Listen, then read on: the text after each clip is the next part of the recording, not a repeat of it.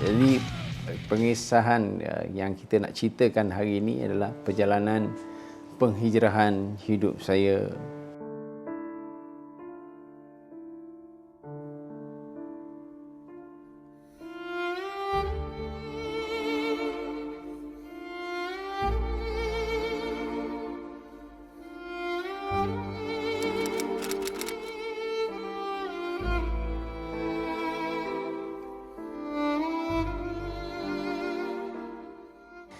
Bismillahirrahmanirrahim. Assalamualaikum warahmatullahi wabarakatuh. Nahmaduhu nusalli ala karim. Allahumma salli ala Sayyidina Muhammad wa ala Sayyidina Muhammad. Jadi alhamdulillah, syukur alhamdulillah untuk konten kita yang nak kita siarkan hari ini adalah cerita perjalananku ahli ekspedisi. Nama penuh saya taruh dulu. Nama penuh saya Muhammad Ali bin Ismail, ataupun dikenali sebagai Ali Terra Rosa, ataupun juga Ali Ekspedisi. Saya adalah vokalis kedua-dua kumpulan, dan alhamdulillah saya mempunyai seorang isteri dan 5 orang anak. Alhamdulillah. Jadi pengesahan yang kita nak ceritakan hari ini adalah perjalanan penghijrahan hidup saya daripada awal mula saya sebagai seorang penyanyi, dan alhamdulillah Allah Ta'ala bagi taufik, Allah Ta'ala bagi hidayat, dan kita pun telah hijrah. Alhamdulillah. Wallahu a'lam. Saya mula dengan nyanyi-nyanyi kat orang kahwin je dulu. Nyanyi kat kenduri kahwin. Lepas tu kita ada buat band, band pun buat main-main macam tu je. Kemudian kita ada audition lah. Ada satu audition yang panggil kita untuk buat macam rakaman. Secara mungkin rezeki masa tu dengan Terra Rosa. Masa tu tak ada nama band tu. Bila dah buat recording baru ada nama Terra Rosa. Jadi alhamdulillah tercetusnya Terra Rosa ni, yang lagu hit dia adalah Bunga Angkasa masa tu. Masa itulah mulanya pembabitan saya dalam bidang nyanyian pada tahun 1990 dan 91. Cabaran tu memang banyak lah. Kita dulu nyanyi orang kahwin kan. Kadang-kadang memang kita ni, hidup kita ni struggle. Masa tu zaman rock kan. Bila rock ni image dia macam orang pandang kita macam negatif sikit lah. Tapi alhamdulillah bila hijrah ni bukan kita ni terus hijrah, maksudnya tak menyanyi lagi, masih lagi menyanyi. Okey, asbab penghijrahan. Banyaklah faktor-faktor, antaranya umur pun dah memang meningkat pun. Jadi bila umur dah 40 lebih ni, kalau tak berubah orang kata memang masalah. Jadi tapi yang lebih ketara, lebih apa orang panggil, asbab yang menjadi asbab apabila saya sendiri melihat sebab kita ni selalu buat sembahan luar, kadang-kadang 2-3 hari tak balik, kadang-kadang balik malam, lewat malam. Memang balik tu memang lewat malam. Bila balik lewat malam, selalunya kita akan buka pintu tengok rumah kita, dan apa yang saya nampak bila buka pintu, nampak anak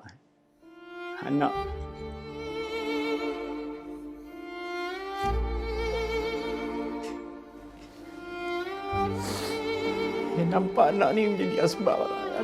Bila tengok anak, saya tengok, ya Allah, anak makin lama makin besar. Aku ni macam ni juga. Masya Allah.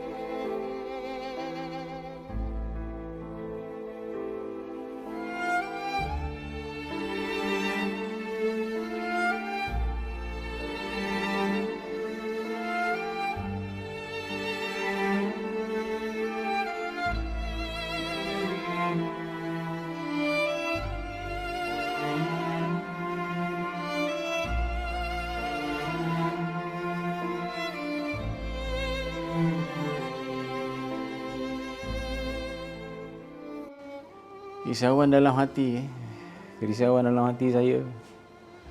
Macam mana bila anak ni besar nanti, adakah anak ni nak jadi macam mana? Nak jadi rockers ke? Nak jadi artis ke? Nak jadi selebriti ke? Nak jadi orang terkenal ke? Nak jadi apa pun tak ada masalah. Masalah je bila jadi macam ni,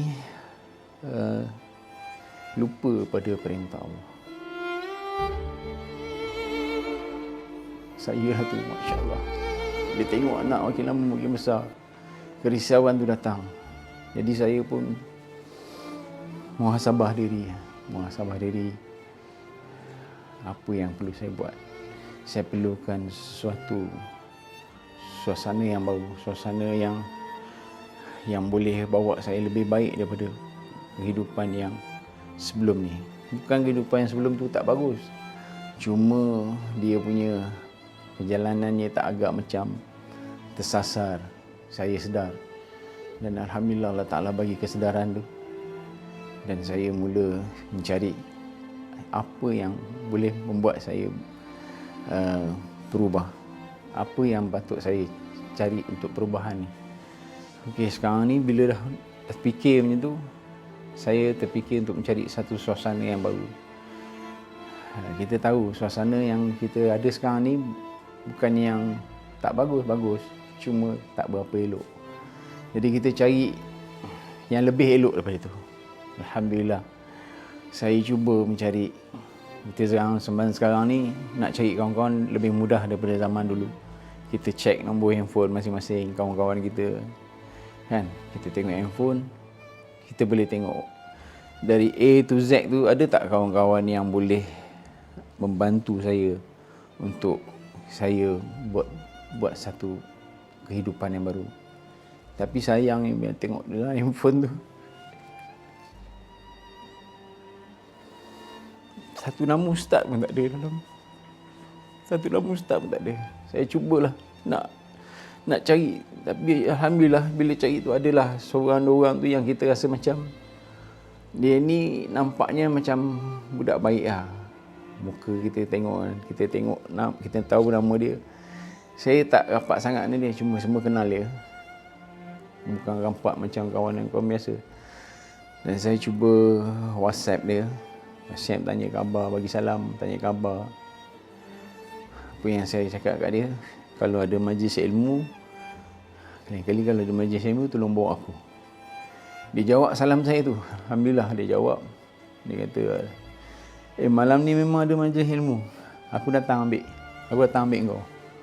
Masya Allah.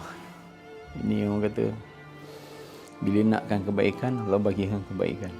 Dan saya siap sedia hari tu, petang tu, dia datang ambil saya pergi majlis ilmu.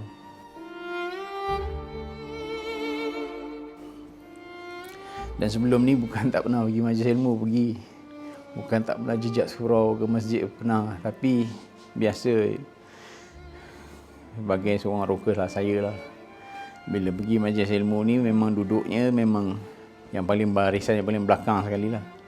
Dan hari ni apa yang saya hajat tadi, nak seorang kawan yang nak bimbing saya, Allah Ta'ala hantar seorang ni datang jemput dia dekat rumah. Kemudian dia bawa saya pula pergi majlis ilmu, dan saya ikut je. Ikut hadir hari tu, semayang semua. Siap duduk depan penceramah tu lagi. Ustaz tu punya ceramah hari tu cerita bab solat. Dan cerita ni pun, bab solat ni pun simple je. Simple maksudnya benda yang ustaz cerita tu semua orang dah tahu. Saya pun dah tahu. Masa kecil-kecil semua saya pernah dengar benda ni. Cuma nak menjadikan asbab ni, bila saya nakkan kebaikan, Allah Ta'ala bagi satu kepahaman, Allah Ta'ala bagi satu hidayat dengan dia punya penceramah, dengan dia punya ceramah tadi tu. Masya Allah. Apa yang ustaz tu kata? Ustaz tu kata, solat berjemaah ganjaran 27 kali ganjaran berbanding dengan solat bersendirian. Benda ni biasa kita dengar dah. Saya pun pernah dengar, tuan-tuan pun biasa dengar. Cuma nak jadikan asbab hari tu, sebab kita nakkan kebaikan, Allah Ta'ala bagi satu kepahaman, Allah Ta'ala bagi hidayat, bagi satu sentuhan hati. Masya Allah, aku nak hijrah, aku nak berubah, Tapi aku masih lagi semayang kat rumah lagi. Bila dengar azan kat radio, bila dengar azan kat TV, aku ambil wudu, aku semayang kat rumah. Aku tak ambil yang 27 tu. Aku tak ambil yang satu. Allahu Akbar. Jadi asbab benda tu jadi saya menjadi satu semangat, jazbah untuk solat berjemaah di surau yang berdekatan. Dia minta nasihat dengan seorang ustaz. Jumpa, duduk berhadapan dengan ustaz ni, ustaz tolong nasihat saya. Saya nak minta nasihat ni. Yang seronok je. Masa tu saya datang jumpa ustaz tu, rambut saya panjang lagi. Dan bab rambut panjang ni ustaz tu sikit pun tak tegur. Dalam hati kata selamat aku. Alhamdulillah tak ada kena mengena dengan rambut ni masalahnya. Tapi ustaz tu penuh dengan hikmah lah mungkin. Dia kata yang penting Ali, yang penting ada 4 perkara saya nak bagi tahu. Yang penting kamu kena jaga solat. Pertama, jaga solat awal waktu. Bagaimana jaga solat awal waktu? Solat awal waktu ni orang yang dah siap sedia sebelum azan dilaungkan. Dia duduk di saf yang pertama. Masya Allah, benda ni memang perkara yang berat. Tapi nasihat tu saya dengar, alhamdulillah saya dah buat dan menjadi satu dorongan yang kuat untuk saya terus melakukan solat berjemaah. Kata solat, jaga solat awal waktu, jaga wudu, jaga kamu punya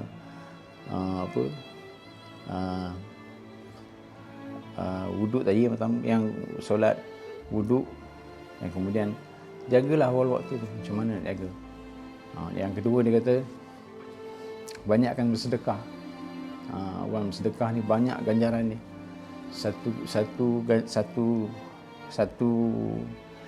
Contoh satu pahala ganjaran tu digandakan dengan 70 kali ganda ganjaran orang bersedekah. Dan dia kata sedekah ni juga syifa. Untuk orang yang nak mula-mula berhijrah ni, sedekah ni pun syifa. Jadi saya mula yang kedua. Selepas sedekah, yang ketiga, banyakkan kepada majlis-majlis ilmu. Ustaz berpesan, jangan risau, pergi je majlis ilmu, belajar ilmu, pergi belajar mengaji, pergi jumpa ustaz-ustaz. Kalau ada majlis ilmu macam yang kita pergi hari-hari ni, kita rapatkan dengan orang yang banyak kepada majlis ilmu. Dan jangan risau, dia kata, dia pesan lagi, jangan risau. Mungkin akan ada kawan-kawan kita, ada sindir kita bila kita berhijrah ni. InsyaAllah dia kata bila kamu rajin datang ke majlis ilmu, InsyaAllah Allah akan bagi ganti kawan-kawan yang lebih baik, yang lebih boleh banyak membantu kamu untuk mendapatkan ilmu. Dia kata banyaklah kepada majlis-majlis ilmu. Yang keempat, khidmat. Berjasalah kepada ibu bapa. Alhamdulillah saya pun, ibu dah lama meninggal, ayah pun dah lama meninggal. Jadi masa saya hijrah ni sempatlah saya dengan ayah saya meninggal tu, sempatlah saya khidmat dia, mandikan jenazah, kapankan dia, solatkan dia menjadi imam, dan turunkan dia di liang lahat. Semoga arwah ayah dan arwah ibu saya ditempatkan bersama orang-orang yang beriman. Amin, insyaAllah. Jadi itu 4 perkara yang Ustaz saya pesan tadi: solat, sedekah, majlis ilmu, dan khidmat dengan ibu bapa. Jadi alhamdulillah kita tengah perhatikan lagi benda ni. Semoga apa yang saya kongsikan hari ini, kali ini, menjadi manfaat kepada semua yang mendengar. Wallahu a'lam. Pernah dulu saya sebenarnya nak berhasrat untuk berhenti terus dalam bidang nyanyian ni. Dan sebelum tu pun saya pernah minta nasihatlah dengan beberapa orang ustaz untuk menyatakan hasrat saya tu. Jadi ustaz, ramailah ustaz yang beri pandangan, beri nasihat. Dia kata ada seorang ustaz ni daripada utara, dia kata hang berhenti nyanyi, hang nak jadi apa? Hang nak buat apa? Saya cakap, Ustaz, saya meniaga lah apa-apa Ustaz. Hang pandai meniaga? Tak pandai, tapi saya cuba. Dia kata tak. Sekarang ni suara ni satu anugerah daripada Allah SWT. Suara anugerah daripada Allah SWT. Jadi kalau dulu suara ni gunakan untuk melekakan orang, larakan orang. Bila hang hijrah, suara yang sama, orang yang sama, ajak pada manusia pada kebaikan. Gunakan suara ni sebagai anugerah yang Allah bagi ni, sebagai buat dakwah. Buat dakwah. Ajak orang pada kebaikan, ajak orang solat, ajak orang ingat Allah. Nyanyi juga. Bila ada time yang kita nak sampaikan tu, kita sampaikan. Kata Nabi, sampaikanlah walaupun satu ayat. Jadi ambil kesempatan yang ada tu. Bila orang ramai-ramai tengok kita nyanyi, kita ambil kesempatan, kita nasihatkan. Bukan untuk orang, tapi untuk diri kita sendiri sebenarnya. Itu nasihat daripada seorang ustaz. Dia kata jangan berhentilah. Anugerah ni jangan disia-siakan. Gunakan suara yang sama, orang yang sama, ajak orang pada kebaikan. Wallahu a'lam.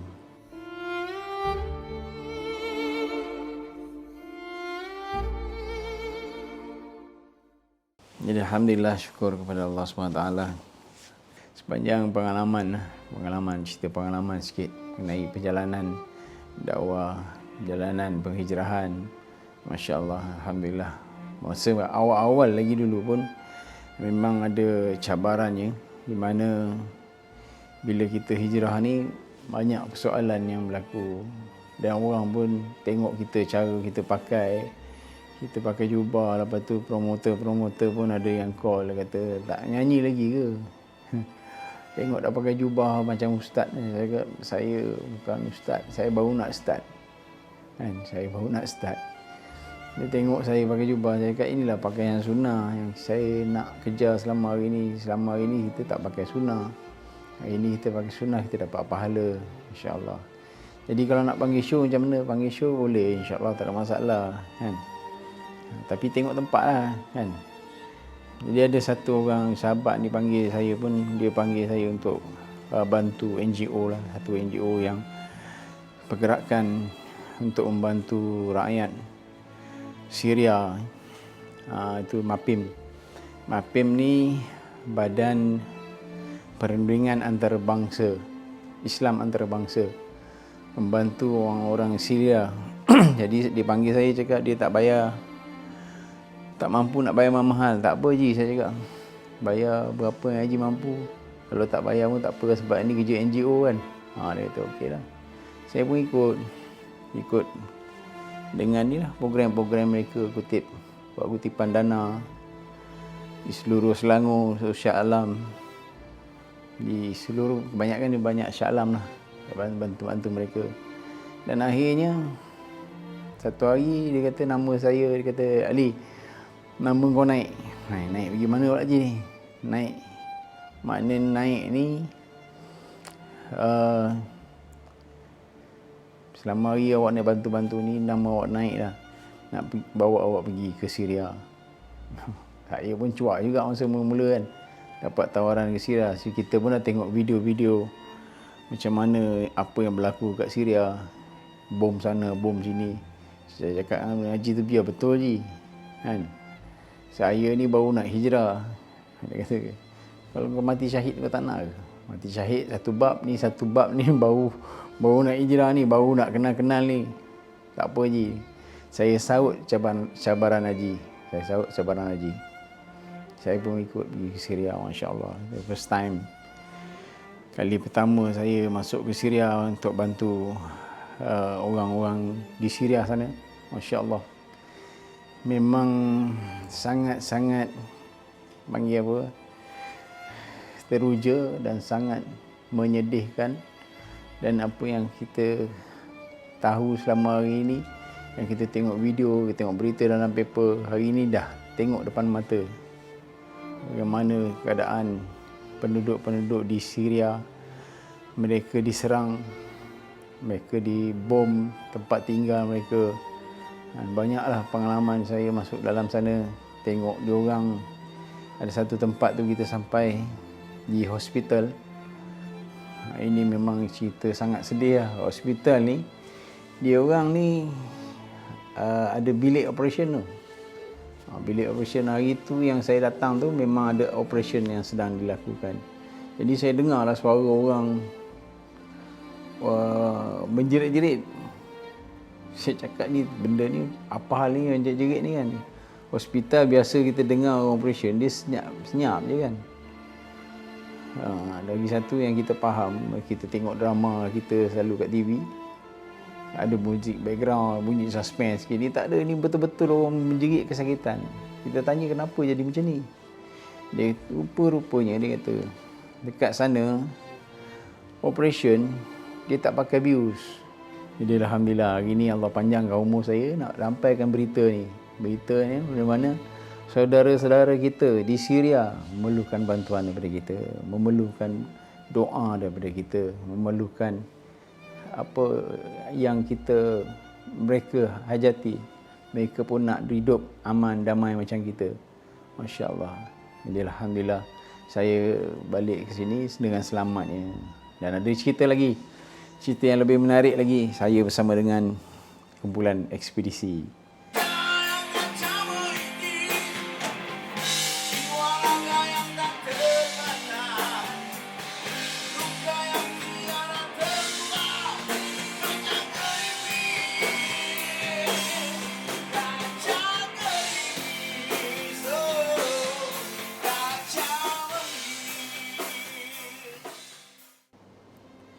Jadi alhamdulillah selepas hijrah ni banyak nusrah daripada Allah SWT.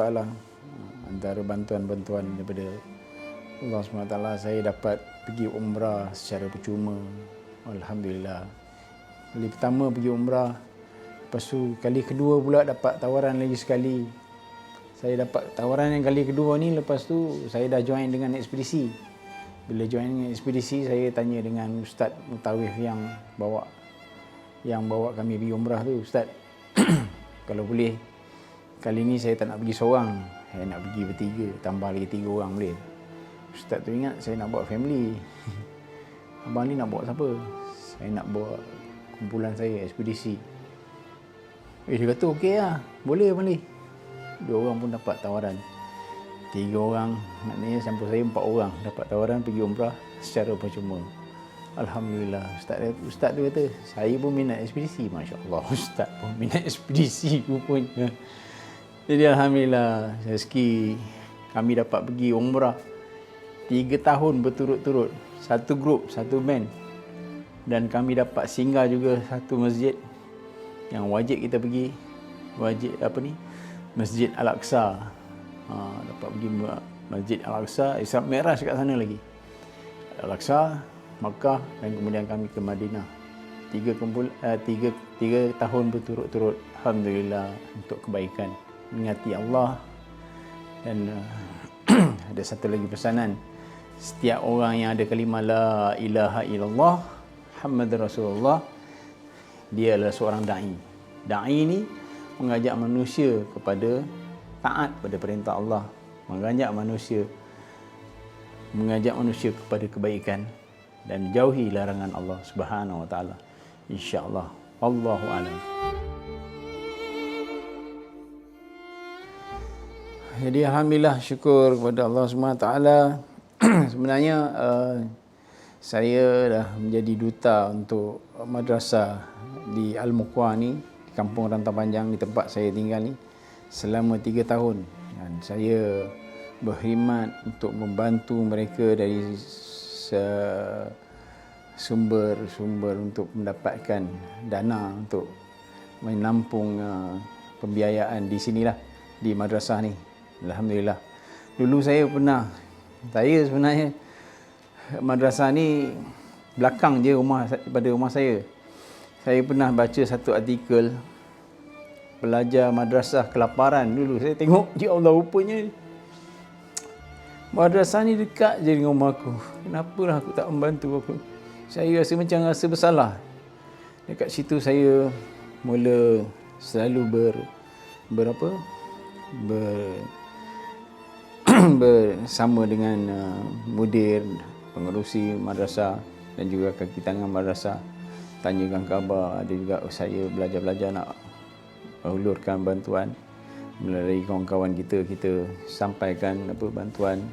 Jadi alhamdulillah dalam masa yang sama mereka pula menawarkan saya pula menjadi duta secara rasmi untuk madrasah. Jadi alhamdulillah dia mudah untuk saya buat kerja sebagai orang yang boleh membantu madrasah. Ya, kita ada sertifikat, kita ada surat, kita bagi tahu saya datang daripada madrasah nak bantu madrasah kan. Jadi senang, orang lebih mudah percayalah kalau macam tu. Jadi alhamdulillah, dan kami juga cuba buat kerja-kerja amal untuk membantu madrasah. Baru-baru ni kita telah buat satu konsert amal makan malam bersama dengan rakan-rakan artis yang lain yang hijrah, yang membantu saya untuk mencari dana untuk madrasah di Al-Muqwah, Kampung Rantau Panjang. Jadi alhamdulillah, syukur, terima kasih kepada semua yang telah banyak membantu saya dan juga Madrasah Al-Muqwah di Kampung Rantau Panjang ini, kerana sumbangan daripada tuan-tuan, doa juga daripada tuan-tuan menjayakan untuk kami mengusahakan satu produk anak-anak muda, anak-anak remaja yang menghafal Quran, hafiz Quran. Inilah pemimpin-pemimpin yang masa akan datang yang kita nak cari selama hari ini. Mereka ni seorang yang hafiz, seorang yang alim, akan mendidik generasi kita akan datang, insya-Allah. Mudah-mudahan Allah kabulkan doa kita semua. Amin. Amin ya rabbal alamin. Alhamdulillah.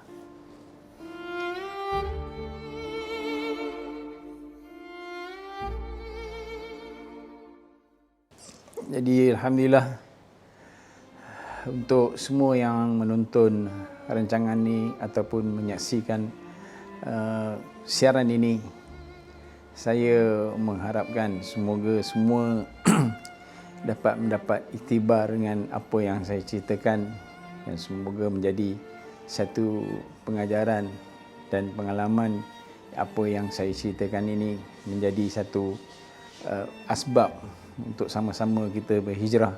Dan kepada semua peminat-peminat yang mengenali diri saya, doakan semoga saya terus istiqamah, doakan saya terus menerus buat dakwah, mengajak manusia kepada kebaikan.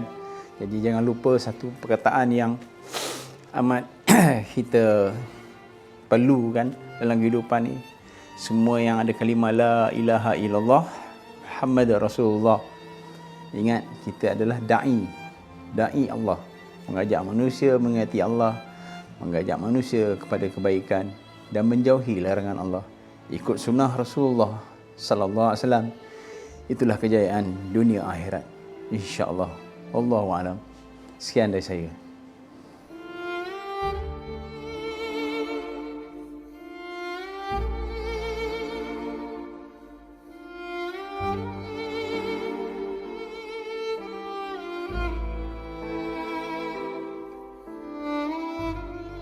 Bismillahirrahmanirrahim. Assalamualaikum warahmatullahi wabarakatuh. Dan untuk yang seterusnya, saya persembahkan sebuah lagu yang berjudul Kehendaknya, yang pernah saya nyanyikan bersama dengan kumpulan Terra Rosa. Terimalah kehendaknya.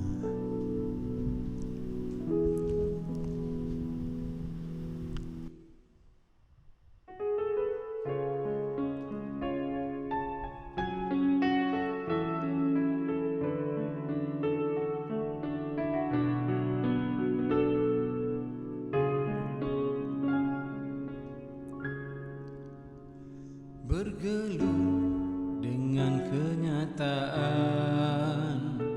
bermandi sinar kepalsuan, gelita dalam penantian, harapan pudar di jalanan, memisum tiada haluan, tersesat di di dalam cahaya gelita sengsara akhirnya akibat cinta buta.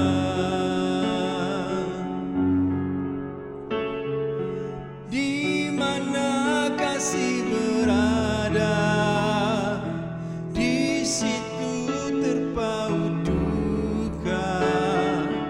Di mana rindu bermanja, di situ terpaut luka. Hanya Tuhan yang lebih mengerti kedukaan yang aku lalui. Kasih Tuhan tak berbelah bagi kepadanya. Cintaku patuhi berebut hilang. Hanya satu jalan, ternyatalah kalimat dan firman tak bergerak. Satu zara jua melainkan dengan izin Allah.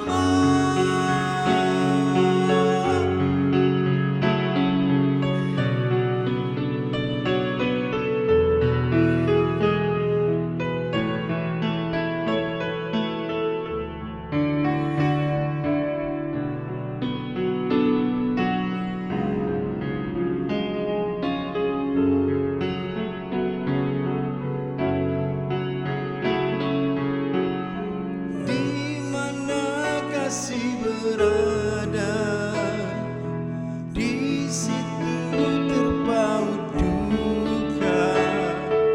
Di mana rindu bermanja, di situ terpaut luka.